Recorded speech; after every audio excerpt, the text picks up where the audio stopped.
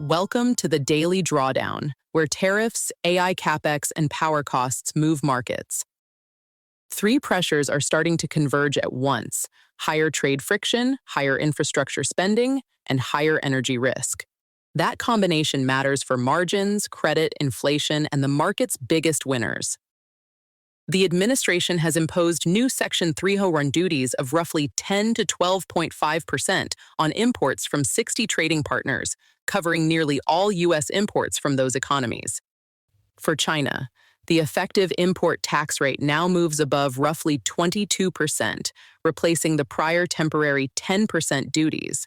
Why it matters is straightforward. This is another direct cost layer into supply chains, and it comes with much bigger fiscal and legal consequences than a routine tariff tweak.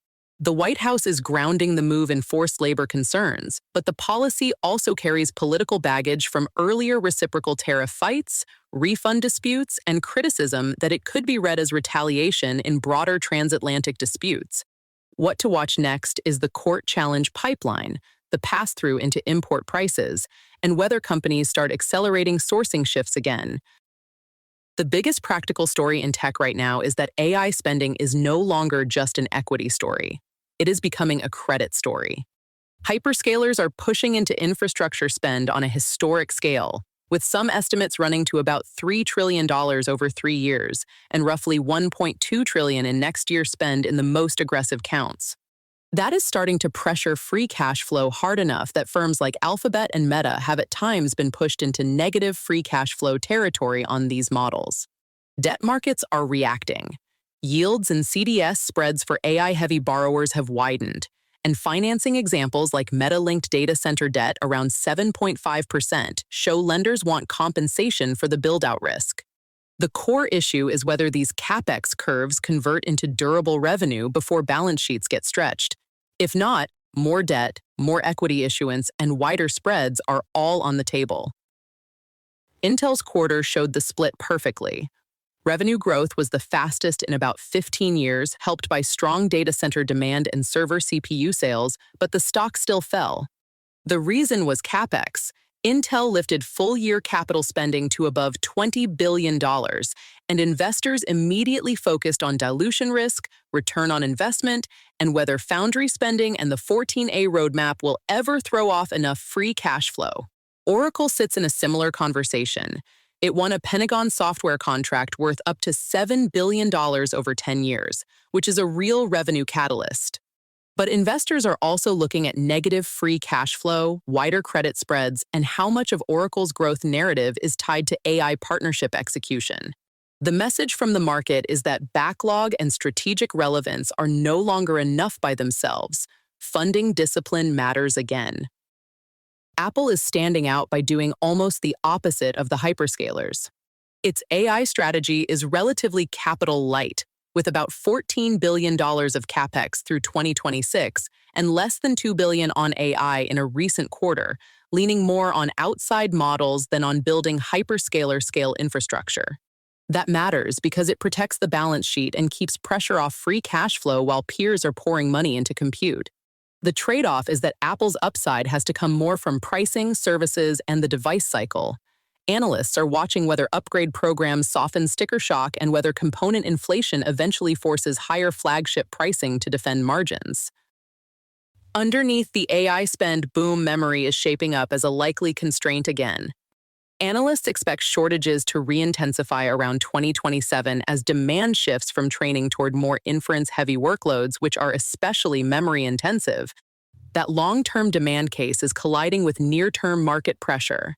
Chinese DRAM IPOs and hopes for more supply have hit public memory names, while broader semiconductor equities have corrected sharply, even though utilization and pricing remain supported across wafers, substrates, logic, and memory. So the setup into earnings is volatile, but not obviously weak on fundamentals. What to watch is inventory, commentary, Capex guidance, and whether management teams confirm that tight supply is still real beneath the equity pullback.